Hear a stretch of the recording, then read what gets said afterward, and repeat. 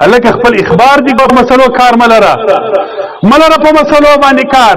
ولاړ څه لیوان ته ولاړ څه د دنیا درابل کونج تیر څه په توره بلا اولته په مسلو کار ملره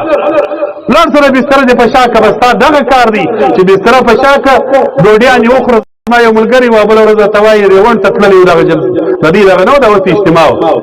ول اجتماع خو چر روان سو عبد الله نمیر بخښنګ کور دی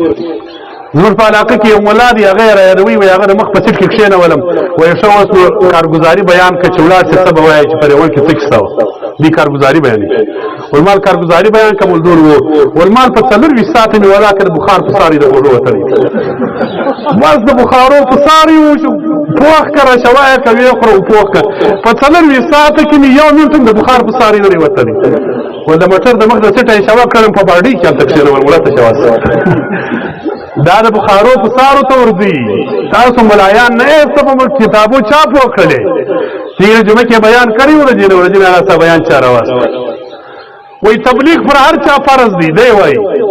که شیعه دی که سلفی دی که پنځپیري دی که عرب لاده مولانا صاحب ډېر څه مثال اوس وای بس یو د شیدو بوتل دی یو د متیازو بوتل دی وای دواړه سره ګډه کبره ایسته باندې راځي مثال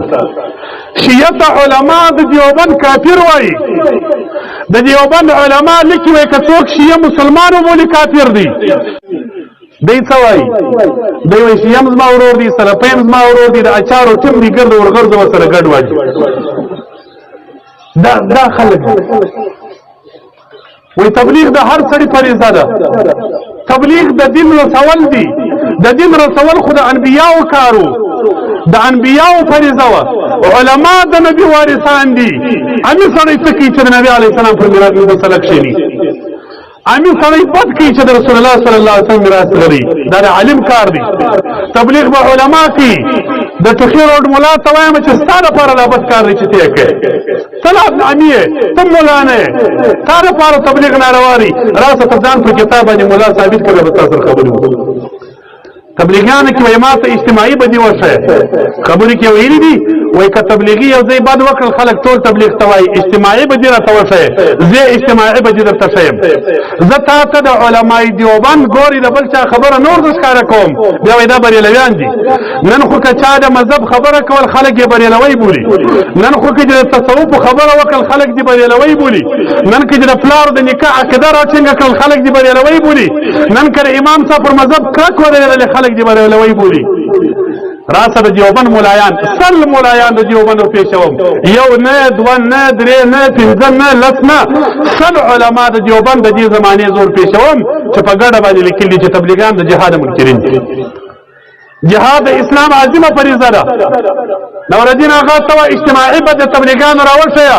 د جهاد منکرین دي د مشر اجاد الواب سراونی صدر کشر طارق جمیل پوری دي ټول پر جهاد باندې ردونه کړی رسمه سره کتابونه پراته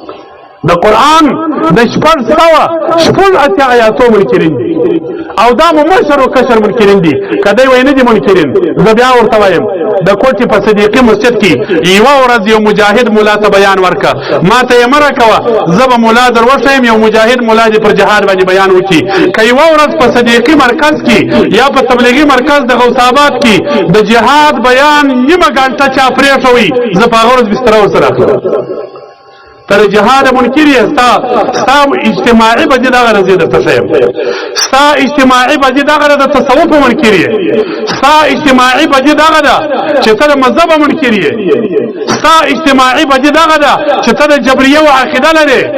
راسه دا چې د اجاد الواب سره کشرانو پر کتابو کې دروښي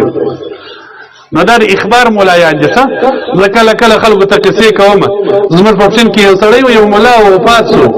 الله دې وسعت المعامله ور سره وکي ولاړ خیرات کړي و د عاشورا په ورځ باندې خیرات مردار دي کچاو خوري او کچاو کې ولدا شیعه دي زما د طالبي کال او اخیری کال می دوره می کوله نو دوه کتاب می واخصه د اپتی ورځ به مابشین د مسجد تور لوزو یو بل مولوی صاحب داودی په جیل کې وسم بندي دی الله دې اخلاص کې مولوی تاج احمد نبی نو مابشین نه په وجره کې کښینه استعمال مولوی صاحب ته د عاشورا خیرات ناروا دي کچاو کې شیعه دي ورو ما کتابونه وشکاره کړ ما د دیوبند په علماو کې شان ورشا کشمیری صاحب په دغه ورځ بیا کې چې لمر نه ولويږي کلمر د سوال وی دی راځي ثواب نشته خاص ورځ باندې به کې حدیث مبارک میں رسول الله صلی الله علیه وسلم ورښکاره کی د الله پیغمبر علیه السلام څوک چې د عاشورا په ورځ خیرات وکړي الله به ټول کال په امن باندې او په پراخ رزق باندې پرتیر مال تو خو له شیګانو کار دی نبی علیه السلام وی وک